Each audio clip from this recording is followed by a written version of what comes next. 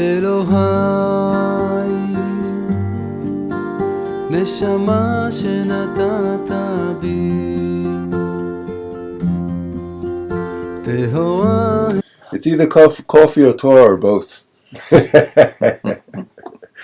One or the other will wake you up, and together it's going to really shoot you into good places. So, okay, so we're again, as usual, looking at the Slomer, page Mem Vav in the book. This is Netivot Shalom by the Slomer Rabbi Shalom Noach Berzhovsky of Yerushalayim the Late, and he's commenting here on Veshmi Adonai Lo Nodati Lahem. Adonai meaning here Yud Kei Vav Kei, which is the ineffable name of God, which is a curious thing. I was always curious about that. You know, how come Avram, Yitzchak, and Yaakov didn't get the zchut? You know, it's like it's amazing. You know that. I always remember being shocked when I get to this piece. You know, it's like, how come they were deprived? I mean, it's almost not fair. You know, because they're the great. You know, right. But they actually did know about it.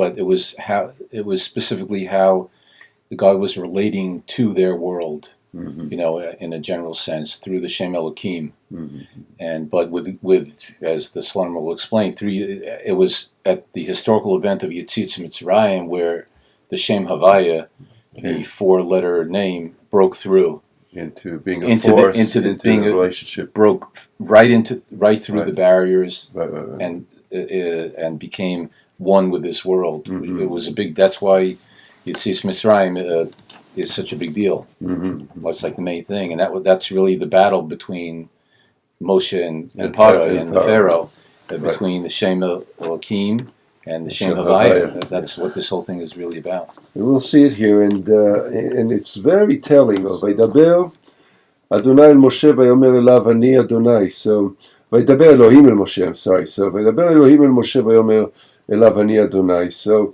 here, God is speaking to Moses and saying, I am Yud Kei Vav Kei, right? He's presenting the four letters of the ineffable name. Va'era el Avraham ve'el Yitzchak ve'el Yaakov ve'el Shaddai. I have made myself known or seen to Avram, Yitzchak, and Yaakov with the name El Shaddai. Ushmi Havaya lo nodati lahem. And I was not, did not make it known. I did not make myself known through the through the name of Havaya.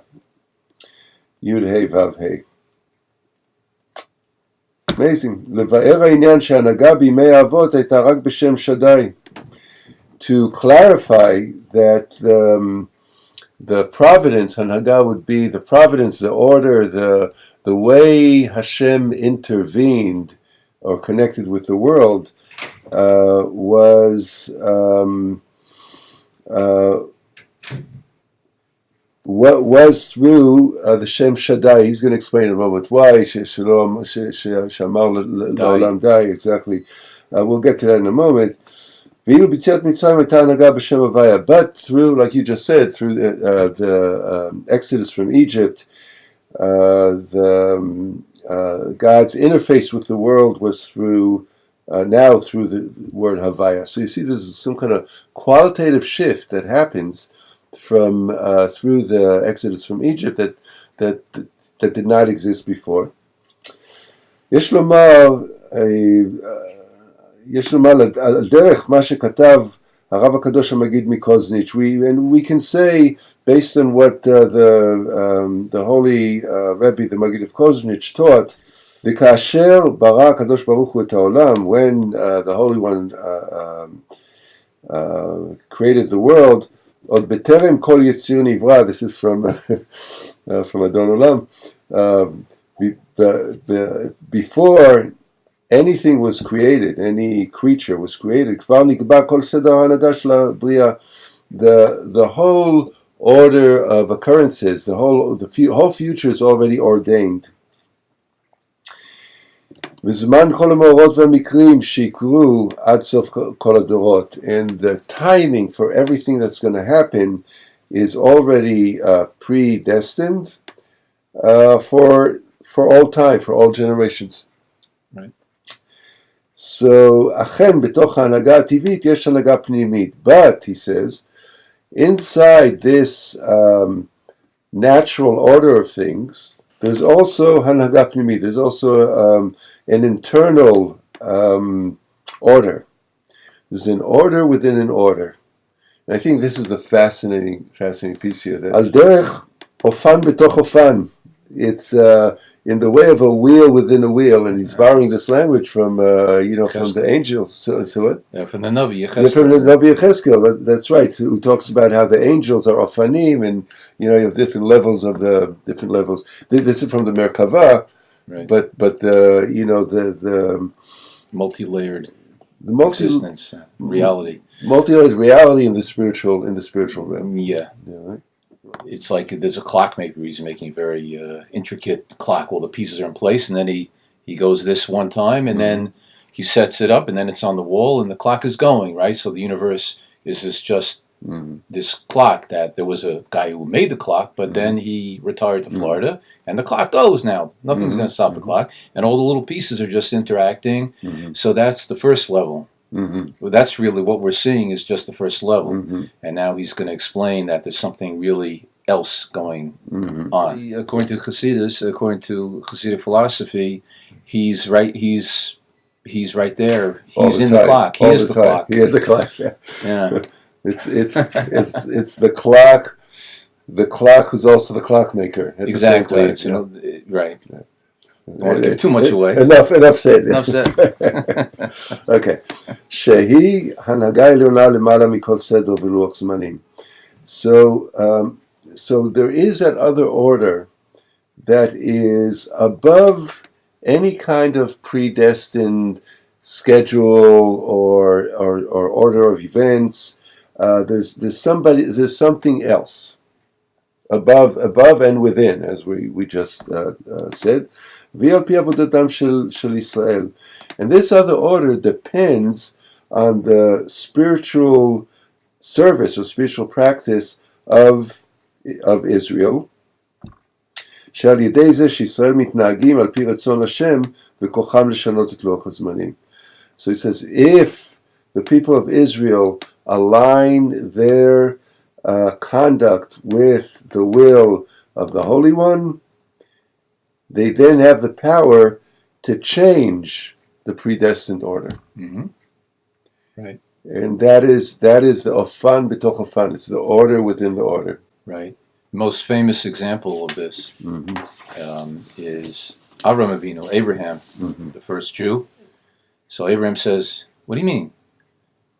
I know astrology. I looked at the horoscope. I can see the stars. I'm hip to all that stuff. And I see in the stars that I am destined not to have children."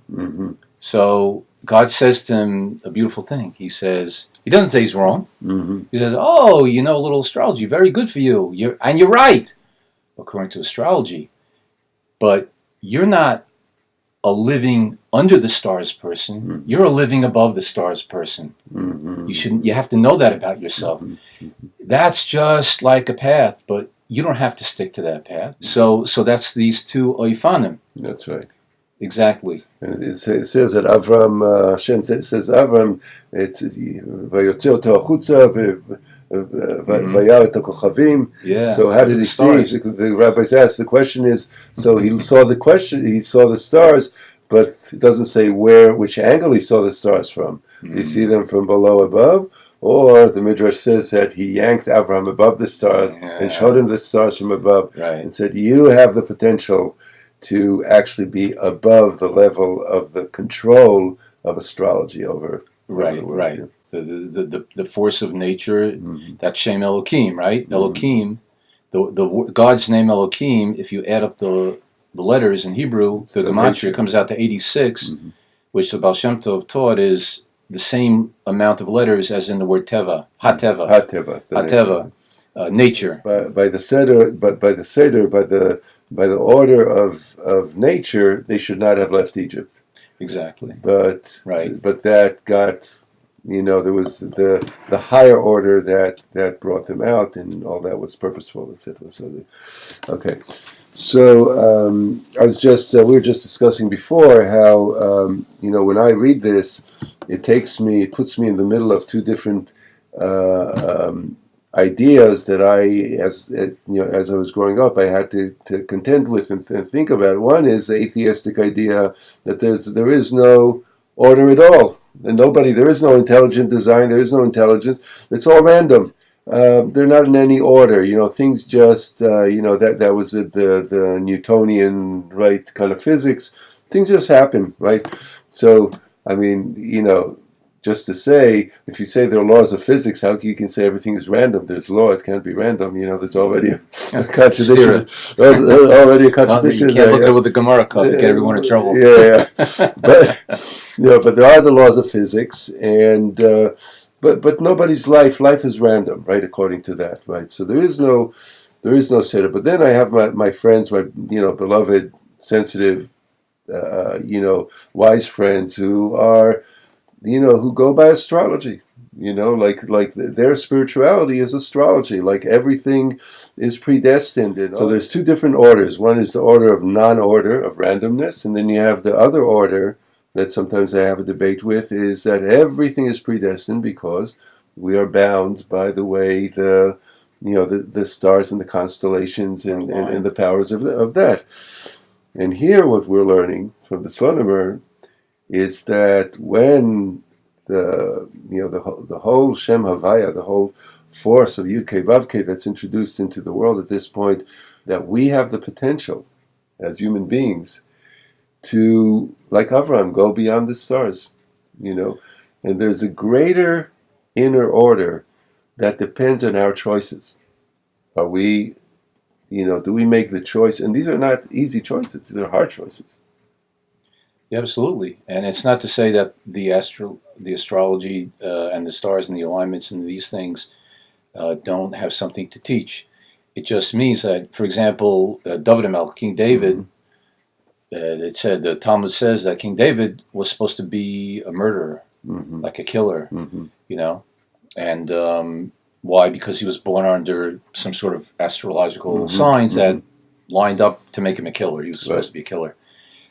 But through his service, through his avoda, through his hard work, spiritual work, he was able to transform and transcend that designation, that natural way that he was. I was born that way. You hear that a lot. I was born that way, man. I was destined. I was destined to be like this. Yeah. But if a person does the spiritual work and comes to the conclusion that this is not a good thing, it's not a positive force, it's not a harmonious way to be, it's wrong, it's not right, then I can transcend that and transform it and utilize those powers like he did in a holy way. He used his passion, he transformed his passion from violence to positive passion. Dancing and jumping up and down with the Torah, ecstatic ecstasy with that kind of a thing. So that's how King David rose above the level of the constellations and took himself out of the power of the preordained. Right. But the point I want to make is without denying that it's a thing, that it's a real thing. It does have power. It's not. We're definitely. Not Definitely. It's just a choice if we want to be, let ourselves kind of drift with the river of the constellations, or if we want to really transform ourselves beyond that. And that's really an empowering thought. It's an empowering idea. We're not victim. We don't become a victim to the way we think we are. I'm this type of a person. I'm that type of person. I have to do this because No, you don't. That's the Bechira Chavshis. That's the real core of freedom of choice. Freedom of choice, right. For us, we're now jumping to page Memchet, and we're in the middle of the column on the right side, where it starts with B'tziat Mitzrayim. B'tziat Mitzrayim הייתה גאולה העל טבעית מכוח התערותא דלעילא. When, during the Exodus from Egypt, there was unnatural redemption that came from the awakening of the powers above, which is called התערותא דלעילא. וכך אצל כל יהודי הדרך להמשיך גאולתו הפרטית. And in the same way, there's a potential for each person, for each Jew, to also have a personal redemption, and that is through behaving in an unnatural way.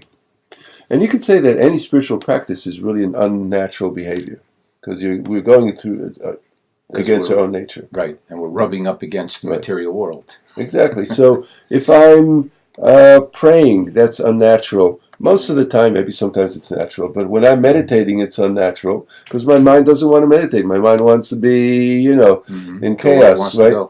Yeah.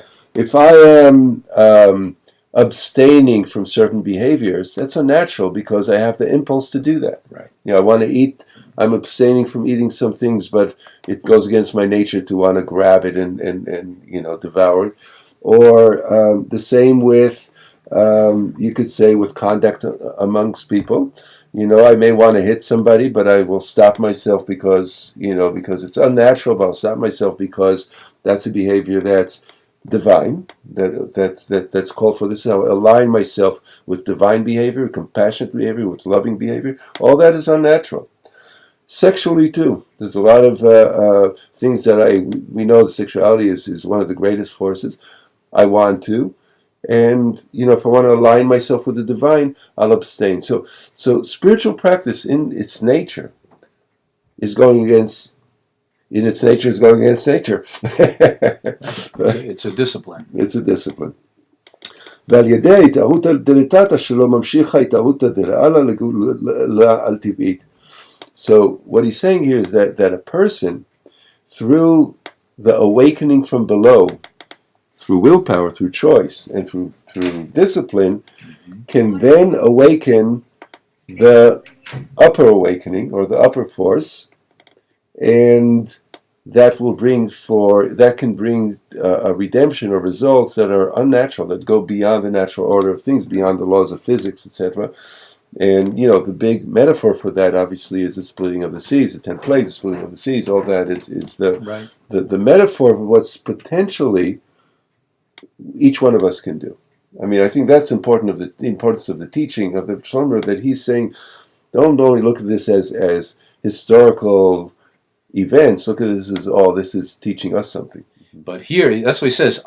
This paro says, I don't know God. I know Elohim. Mm-hmm. I remember the stories, Right. But I don't know this God that can change Nature. Play around with nature, like make it different than change my expectation. That's right. And the plagues were all that's what the plagues were all about, Exactly. to show to show that there's something else going on here. happening. כמו אמר הבעל שם טוב הקדוש, זיכרונו עלינו, as the Baal Shem Tov, the holy Baal Shem Tov said, Hashem tzilcha, it's from the Psalms, God is your shadow. שהנהגת השם יתברך על האדם היא על דרך הצל, that the way the Holy One, blessed be, interfaces with the human being is through the shadow, or through a shadow.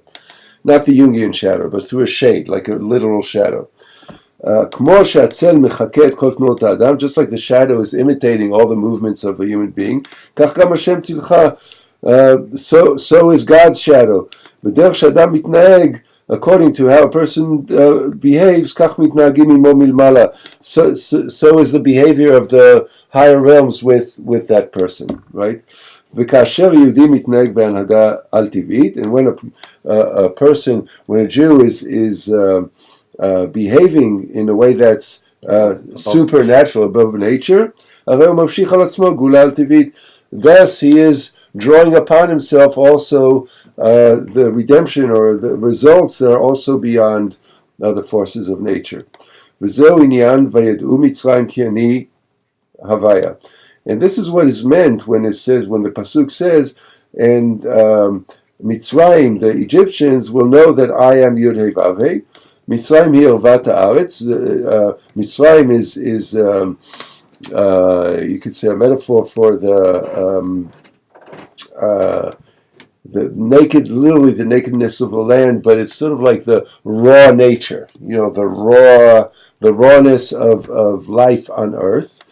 הרומז לחלק המצרי שיש ביהודי, which is a hint to the Egypt-like part of each person. Like in us, there's an Egypt part. Right, that's constricted consciousness.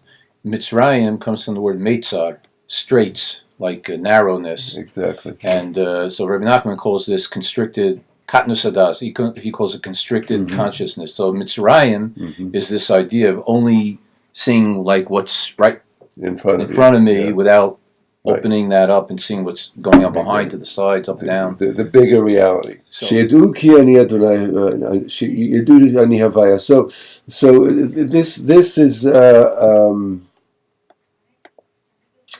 this is he's saying this is also the way that we too, as people, can know that bigger consciousness. Paro ta'an lo yadati et Adonai. Paro says, I do not know Havaya. When Moshe confronts him and they're in the conversation, Moshe says, Yudhevave wants us to go out into the wilderness to worship. And Pharaoh says, I don't know you from Yudhevave, and that's telling. It's not that God doesn't know. God says, I don't really know this greater reality. Like you were saying, I am in this narrow consciousness.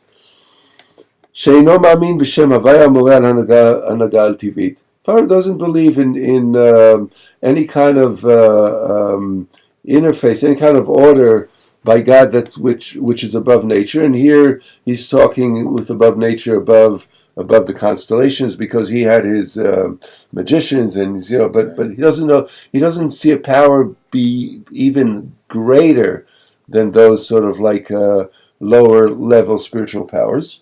The point was that what God really wants is for the whole world to be enlightened, and not just the Jewish people are the representatives in this world who are trying to bring this message to the world. But really, God wants the whole world. That's why the prophet says that in the Messianic times, the knowledge of God will cover the world like water covers, like the ocean covers the sea. In other words, everything will be, the whole world will be opened covered up to this. With divine knowledge. With divine knowledge of the Yud-Kei Vav-Kei.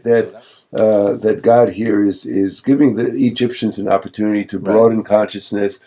And I know, it says, how many times have I had the opportunity to broaden consciousness, and the next day I'm going back to to my bad habits, right? So there's something about the choice. It's not enough to see and to be aware. There's got to be a real. I think you used the word transformation before. There's got to be a real shift. Right. It's got to be internalized. Really. So that's the Mitzri. That's the Egyptian in me. That's the narrow in me. So we all have that. Right. The first time we got the Torah was with bells, whistles, and magic shows and light shows, and that didn't last at all. We didn't even get the thing, and it broke up. It got broken. Right. And then the second was very in a quiet, more internalized way. שזוהי מטרת כל הגילויים להחדיר במצרים את עניין ההנהגה העליונה על טבעית. And here he's saying that really the purpose of any kind of intervention from the higher order is to bring Mitzrayim to appreciate that higher order, which did not happen. והוא גם הדרך ליהודי להתנהג בהנהגה על טבעית בחלק מצרים שלו. And this is also instructive for any person to conduct oneself in a way that is beyond the natural, in order for your own Mitzrayim, your own narrow consciousness, can expand and and be redeemed in that sense. Amen. So let's. That was a lot. Let's. This past week was a yahrzeit of the Baal Tanya on the 24th of Tevis, Tuesday, and he was Mechadesh 10 nigunim. And I'm going to attempt to play one of them. And what reminded me of it was he quotes from Shir Hashirim, Kol Doidi Deifek, So basically, the words "koil," I hear a sound. Daidi daifek, my beloved is knocking at the door, and the beloved is God. This is Jewish people talking about God. God is knocking at my door, and he's screaming, "Pischili, let me in, let me in." It's unbelievable. Let me in, and he says, "Let me in, Achaisi, my sister, Rayasi, my beloved, Yoinasi, my dove, Tomasi, my perfect one, my sincere one." So it's an interesting image, right? Someone's knocking, like scary, knocking. Let me in, let me in, let me in. The one I love so much. Kail daidi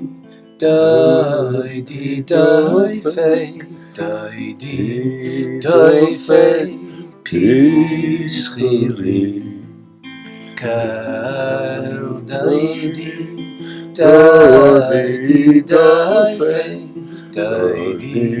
daifei pischili. Pischili achaisi rayosi yoinosi ay samo si. Pischili achaisi rayosi yoinosi asamo si. Ay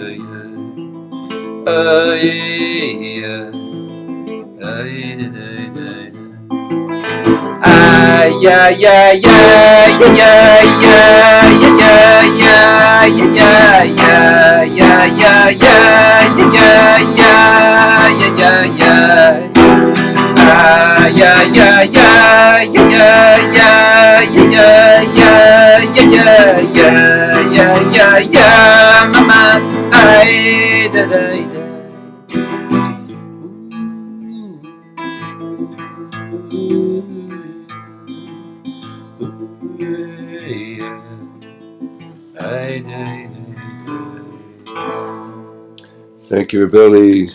Good Shabbos, everybody. See you next time.